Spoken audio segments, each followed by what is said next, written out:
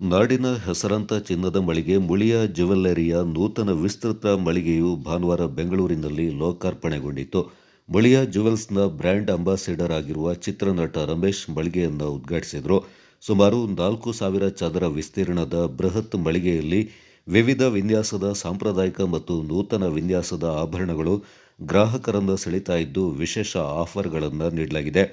ನೂತನ ಮಳಿಗೆಯ ಉದ್ಘಾಟನೆ ಸಂದರ್ಭದಲ್ಲಿ ಮುಳಿಯ ಜ್ಯುವೆಲ್ಸ್ನ ಮುಖ್ಯಸ್ಥರಾದ ಕೇಶವ ಪ್ರಸಾದ್ ಮುಳಿಯ, ಕೃಷ್ಣನಾರಾಯಣ ಮುಳಿಯ, ಕೃಷ್ಣವೇಣಿ, ಅಶ್ವಿನಿ ಕೃಷ್ಣ ಮತ್ತಿತರರು ಪಾಲ್ಗೊಂಡಿದ್ದರು.